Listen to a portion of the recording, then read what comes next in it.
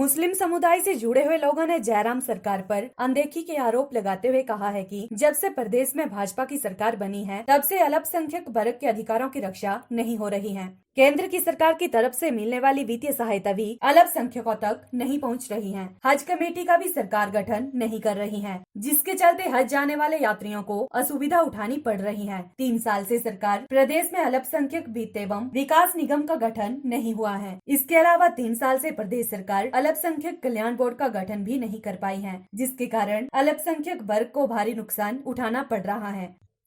जमीयत उलमा हिमाचल, पंजाब, हरियाणा, चंडीगढ़ हूँ और जमीयत उलमा इस मुल्क की वो जमात है जिसने कभी फ़िरका परस्ती को पसंद नहीं किया।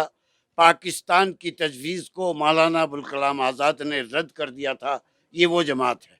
इस जमात का मैं वाइस प्रेसिडेंट हूँ 4 स्टेटों का।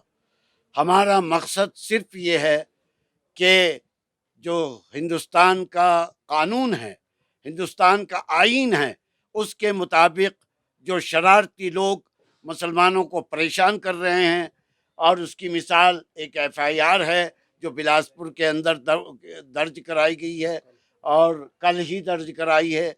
और इस तरीके से जो ऑफिसरान कानून के ख़िलाफ़ हमारी ज़मीनों को, वक्फ जायदादों को वो नहीं कर रहे हैं, मोटिशन नहीं कर रहे हैं, उनके ख़िलाफ़ कार्रवाई हो। उर्दू टीचर, उर्दू इस ज़बान की एक ज़बान ही नहीं, एक तहज़ीब है, एक कल्चर है, गंगा जमनी तहज़ीब है, उसको ज़िंदा रखा जाए। और इसी तरीके से माइनॉरिटी फाइनेंशियल कॉरपोरेशन के ज़रिए से रोज़गार मिलता है। और तबलीगी जमात के ख़िलाफ़ जो है केस जो हैं वो वापस लिए जाएं, और मस्जिदों, कसुमती मस्जिद, कुल्लू मस्जिद, नूरपुर मस्जिद, इनकी तामीर का कानून के अंदर, हम कानून से बाहर नहीं जाना चाहते, कानून के अंदर उसका काम को जारी कराया जाए, चालू कराया जाए।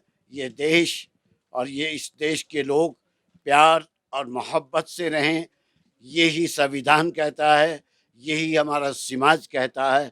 और इसी बात के साथ हम सब एक होकर के रहें। हम इंसान हैं, हम इस देश के रहने वाले हैं, और इस देश की तरक्की में मुसलमान का भी उतना हिस्सा है जितना किसी और का है। इन्हीं अल्फाज के साथ मैं आपका शुक्रिया अदा करता हूं। ये देखिए ना, हिमाचल सरकार को हम ये कहते हैं कि जो लोग शरारती तत्व हमारे खिलाफ, मुसलमानों के खिलाफ जुलूस निकालते हैं, नारेबाजी करते हैं, इनको यहाँ से मदरसों को ख़त्म करो, उनके खिलाफ कार्रवाई कीजिए, कानून के अंदर कीजिए। हम कानून से बाहर नहीं कहते हैं। SP से मेरी खुद बात हुई है 1 साल पहले की बात, 2020 की मई 2020, लेकिन कोई कार्रवाई नहीं की उसके खिलाफ। कार्रवाई कीजिए, हमें उससे होगा, ये शिकायत है हमें।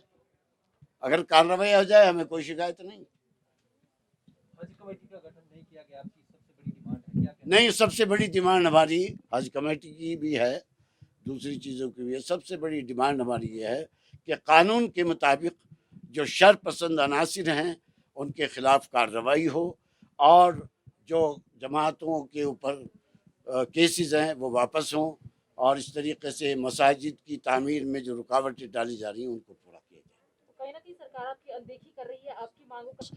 चीफ मिनिस्टर के ईमेल पे वैसे मिले भी हैं हम मुख्यमंत्री जी से। मुख्यमंत्री जी सरकार चलाते हैं। मुझे एक बात याद आती है शांता कुमार जी की।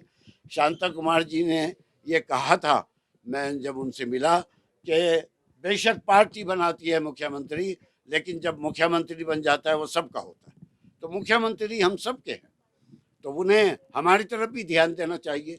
सबका विकास, सबका विश्वास, ये नारा है हमारे प्रधानमंत्री जी। इस पे अमल करें और कानून के मुताबिक सरकार को चलाएं। हम गरीबों की, हम कमजोरों की आवाज़ को भी पहुंचाएं।